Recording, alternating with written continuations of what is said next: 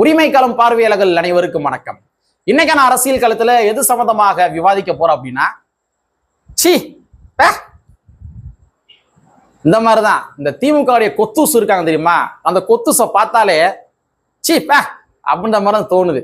ஏன்னா lab test எடுக்க ஆரம்பிச்சிட்டாங்க.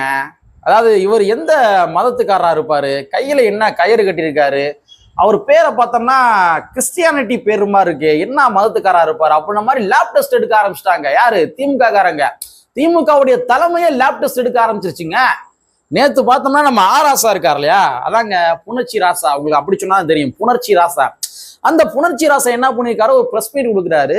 அந்த பிரஸ் மீட்ல வந்து, என்ன விஜய் ப்ரோ, என்ன கையில வந்து நீங்க கயிறு கட்டி இருக்கிறீங்க, அதுக்கப்புறம் பதவி ஏற்கிறப்ப ஜோசப் விஜய்ன்னு சொல்றீங்க, அப்ப நீங்க எந்த மதத்துக்காரரு, என்ன சொல்ல வரீங்க ப்ரோ அப்படின்ற மாதிரி இவர் ராசா புணர்ச்சி ராசா என்ன பண்ணியிருக்காருன்னா, விஜய் அவர்களுக்கே லேப் டெஸ்ட் எடுக்க ஆரம்பிச்சிருக்காரு. அதாவது நம்ம தமிழ்நாட்டுடைய முதலமைச்சர் விஜய் அவர்களுக்கு அவர் என்ன மதத்துக்காரரா இருப்பாரு அப்படின்ற மாதிரி லேப் டெஸ்ட் எடுக்க ஆரம்பிச்சிட்டாரு. இதுதான் திமுகவுடைய கொள்கையா? ஒருத்தர் என்ன மதத்தை சார்ந்தவர் அப்படின்ற மாதிரி லேப் டெஸ்ட் எடுக்கிறது தான் திமுகவுடைய கொள்கை கோட்பாடா? வழக்கமா இந்த மாதிரிலாம் யாரு லேப் டெஸ்ட் எடுப்பாங்கன்னா, பாஜக தான் லேப் டெஸ்ட் எடுக்கும். ஆனா இப்ப திமுக லேப் டெஸ்ட் வந்து எடுக்க ஆரம்பிச்சிருக்கிறாங்க. அதனாலதான் எனக்கு அப்படியே பார்த்தாலே அப்படின்ற மாதிரி தோணுது. சரி, இதெல்லாம் எதுக்காக நான் பதிவு பண்றேன் அப்படின்னா, ஒரு பக்கம் இந்த மாதிரிதான் திமுகவுடைய கொத்தடிமைகள் உட்காந்துக்கிட்டு அம்மன் ஜல்லிக்கு பிரயோஜனம் இல்லாத விஷயத்தை போட்டு உருட்டி இருக்கிறாங்க. ஆனா இந்த பக்கம் பார்த்தோம்னா, தமிழக வெற்றி கழகம் தன்னுடைய நிர்வாகத்தை பலப்படுத்துவதற்காக மேற்கொண்டு கட்டமைப்புகளை பலப்படுத்திக்கிட்டே இருக்கிறாங்க.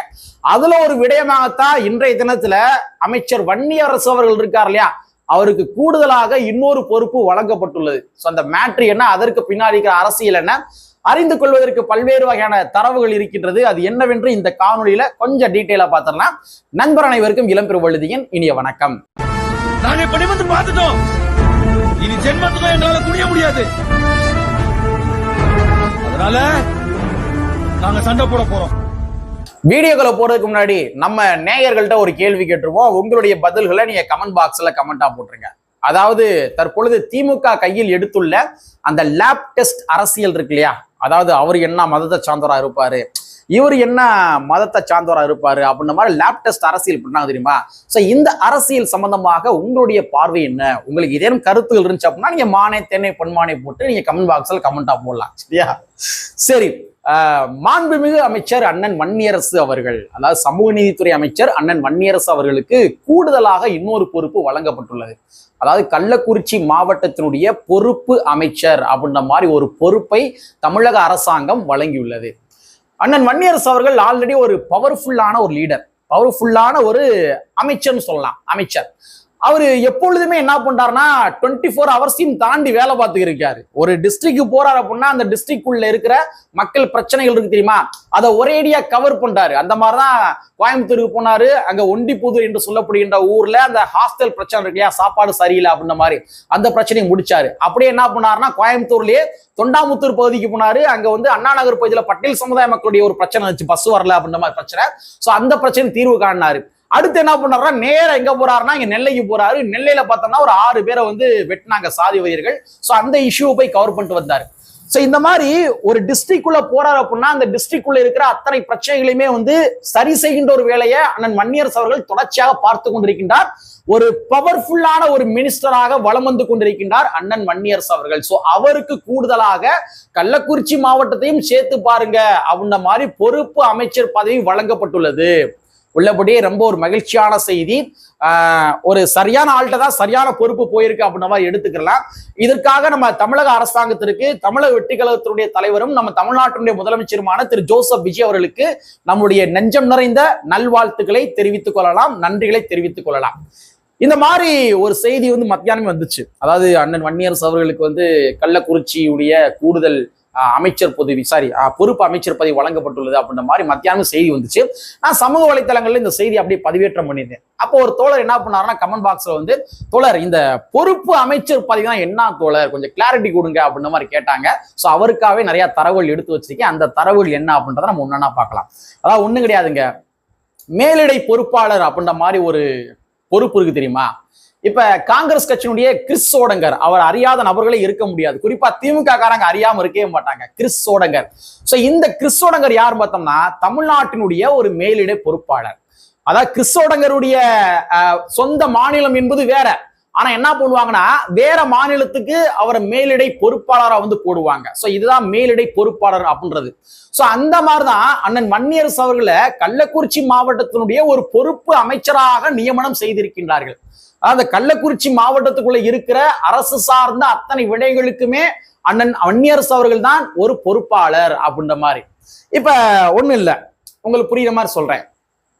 அரசு துறைகள்ல வந்து பல்வேறு வகையான துறைகள் இருக்குது. நெடுஞ்சாலை துறை இருக்குது, பொதுப்பணித்துறை வந்து இருக்குது, அதே மாதிரி இங்க உள்ளாட்சி துறை இருக்குது, வருவாய் துறை இருக்குது. சோ இத்தனை துறைகளுமே ஒன்று சேர்ந்தா மட்டும்தான் அந்தந்த மாவட்டங்களை மேல கொண்டு வர முடியும். அதே மாதிரி இத்தனை துறைகளுமே ஒன்று சேர்ந்தா மட்டும்தான், ஒன்னா இயங்கி வேலை பார்த்தா மட்டும்தான் தமிழ்நாட்டில் இருக்கிற அத்தனை மாவட்டங்களையுமே நம்ம வந்து மேல கொண்டு வர முடியும். அப்ப இது எல்லாத்தையுமே ஒரேடியாக முதலமைச்சர் மட்டுமே பார்த்து விட முடியுமா அப்படின்னா பார்க்க முடியாது. அதாவது தமிழ்நாட்டின் முதலமைச்சர் திரு ஜோசப் விஜய் அவர்கள் மட்டுமே இது எல்லாத்தையுமே கண்ட்ரோல் பண்ணிட முடியுமா, எல்லா மாவட்டங்களையுமே பார்த்துட முடியுமா அப்படின்னா பார்க்க முடியாது. சோ அதனாலதான் என்ன பண்ணுவாங்கன்னா பொறுப்பு அமைச்சர் அப்படின்ற மாதிரி ஒரு பொறுப்பை கொடுப்பாங்க.